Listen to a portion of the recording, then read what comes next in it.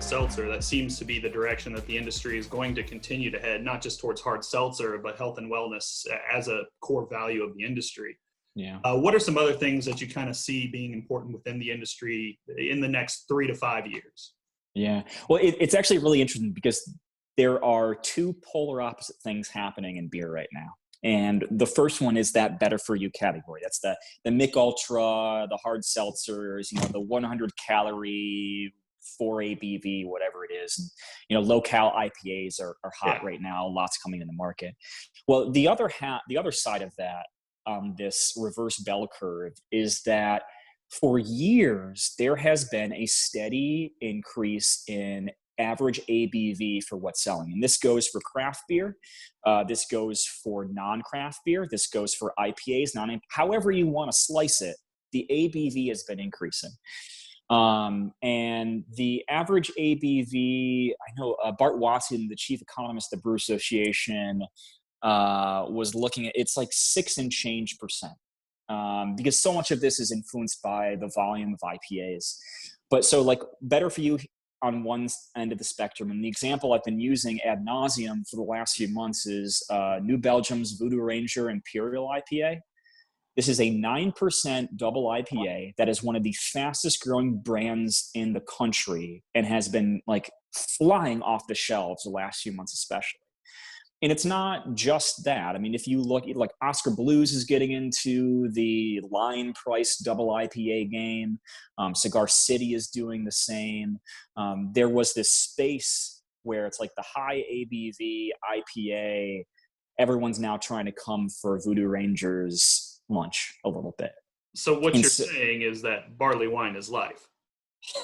And that has been the thoroughfare through all of this. But it is interesting because if you go to almost any other country, and we here in America, we tend to see like 6.5% to 7% as being standard beer strength. And that is actually way on the high side for most of the world. It is. And it's really weird. I was looking this up because I was looking at global alcohol trends for the presentation that I did in Texas in February that we were talking about. I was looking at global alcohol trends. This would be beer, wine, spirits. Mm-hmm.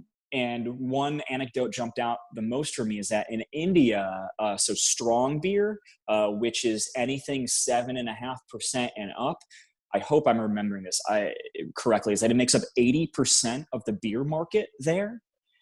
Because there's a direct tie, this is a cultural thing, that consumption of beer is tied to masculinity. And so there is this continuing growth of brands that are specifically marketing themselves as like 8%, this like magic bar that they're shooting for. But even now, manly beer. It's true. Like it will help you grow a mustache. My wife drinks gin. I have nothing on that.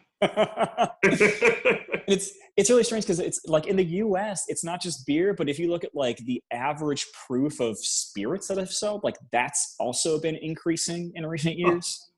This is for a host of reasons, most simply described in the single word of premiumization.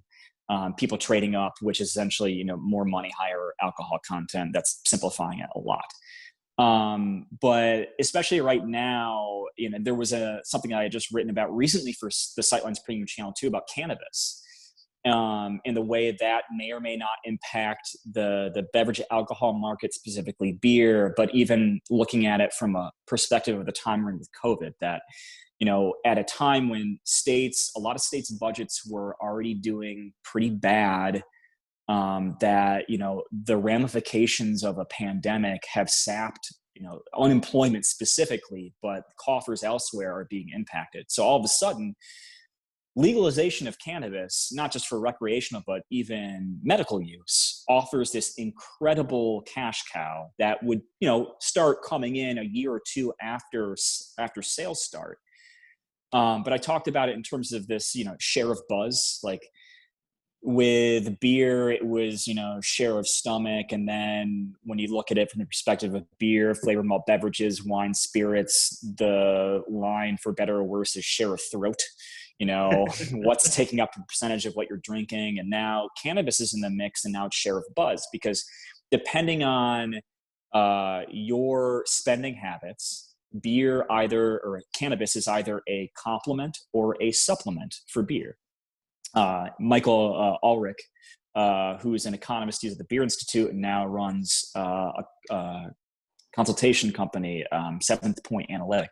He did this research that showed that there's a clear distinction between household income and your choice if you want to use cannabis and beer or cannabis or beer. Low income households, which he described as $40,000 or less, it's either or. High income houses, which I think was 90,000 and above, it's both. That there was data that showed it was both purchasing and using beer and cannabis. And so that becomes this really interesting narrative right now during this COVID pandemic and afterward, where so many people's incomes are unfortunately impacted. So many states have their budgets negatively impacted for now and the foreseeable future. And so that's another, to maybe like circle back to one of your previous questions too, like that's another story that really fascinates me because that was happening already before COVID. And now it's just kind of like ramped up even more so with the impacts both like medically and financially of everything that's going on. And that seems to have been kind of an underlying theme of a lot of what's been happening with the pandemic, and the responses to it has not been so much a fundamental change in things as just an acceleration of trends that have already been there. Yeah. And it's really strange to think about it like that too, because so much about our lives are essentially on pause right now. Like we're existing in a state of hibernation, essentially. Like we're at home. We don't know how long it's going to last. Even as states reopen, there have been surveys, lots of surveys show like people aren't exactly comfortable going back out into the world. And even then, stores and restaurants and bars are opening in ways that it's not going to be max capacity. So, personally and mentally, we've hit this pause button for months now, whereas what was happening before COVID has just been fast forwarded almost for reasons good and bad. And so that gets back to this really unnerving aspect of like, we don't know what we know until we know it. Cause like we're doing our best to understand what's happening right now. And, myself included, we're taking the data and information and stories that we get and putting that in the best context possible. And that gives us an idea of what's going to happen after all of this. But like, we will not know how many breweries have to close until they really start closing, which could be this month. And we're not going to know that until we're in the thick of it. Well, to give this a more positive spin, because this is definitely heading down a particular path. Yeah. The industry is definitely always going to need people like yourself, people like the other folks at Good Beer Hunting, Thank you. Writers who can not only tell the narrative and tell the stories, but also be able to parse some of this data and to build it into something coherent so people in the industry can use. If someone were interested in following along a similar path, interested in getting into beer writing themselves, what would be kind of the biggest piece of advice that you would give them if they wanted to follow that? And so I've gotten asked this question a lot. So in addition to my writing with Good Beer Hunting, I'm also the director of the North American Guild of Beer Writers, which is a trade organization that supports and works for and on behalf of people who cover the industry, U.S., Canada, and we have members around the world. And I meet a lot of aspiring writers because of that. And either myself or sharing other information with other people, try to kind of get them on the right path because they want to try to write about the industry or they want to know how to do it better. And honestly, it's legwork. It's doing it. It's the same way that I kind of got my sea legs doing this, and that's so many others, is there's no easy path. And I think with blogging, just speaking broadly, there are 500 blogs that don't fail but stop because people have other things in their lives to the one that succeeds. And so it's hard, I think, to live in a narrative where you think like, if I do something good on blog or if I have one post that goes viral, like that's going to be my ticket. And it really is just muscle memory. And I've known writers who were not writers until they started blogging, just to kind of like get words onto the virtual page. So if someone's interested, whether it's writing about the industry or even just like thinking about the industry in a way that maybe their conversations with friends or people at a bar can't do, I cannot recommend enough. Just really, take that time to start jotting down your thoughts. It can be physically in a notebook, it could be on your computer, because you will notice yourself getting better, thinking differently as you're forcing your brain and your fingers to work together to get more thoughtful, explicit, and intuitive about what you're doing. So just do the work. It can be frustrating and you always don't have time, and that's okay, but just stick with it. It's really Awesome. Some of the best advice I can give. Yeah. Yeah, well, hopefully at least that resonates with a few people, and I'm sure we'll be seeing some articles from them on Good Beer Hunting eventually. I hope so. So aside from GBH, what are some other things that you got going on? Any other projects that you're working on right now? I cleaned my gutters last week. Did that. Trying in that case, I think the best question I've got for you is what pick some sticks. my current project right now, I honestly, is actually one of the most fascinating things. Really, is just trying to think about content for the Beer Hunting and Sightlines Premium every week. But the thing I've got it on my calendar to do tomorrow as we're talking. So as in my role with the North American Guild of Beer Writers, one of the really great things that I've loved. So this is the third year that we have it's the shoot, I should know this off the top of my head. It's the Diversity in Beer Writing Grant.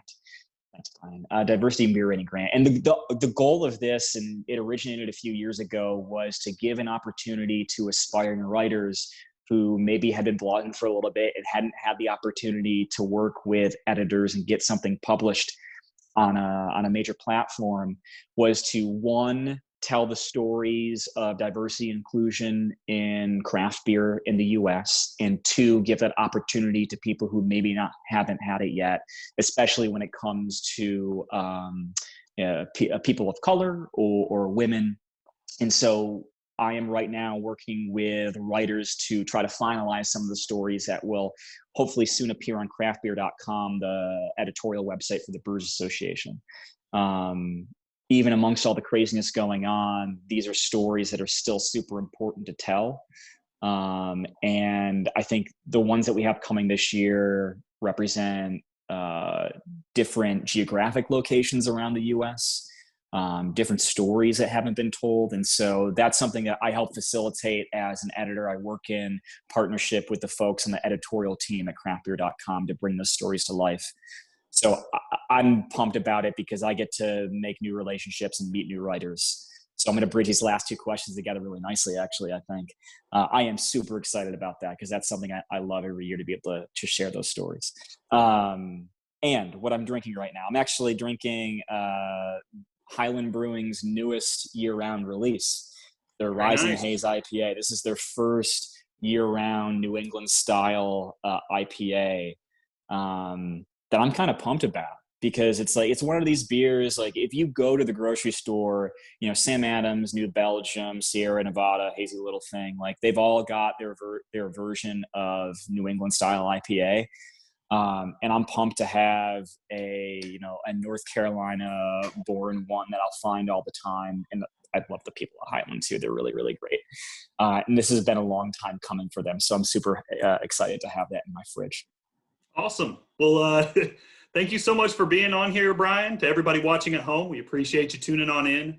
Keep an eye out for new episodes of Behind the Beer every single month. And if you like this and other great shows, check us out on the Beer With Me Network on YouTube. Subscribe, follow, or go ahead and check out our website at www.beerwith.me. Cheers. Thanks, Aaron.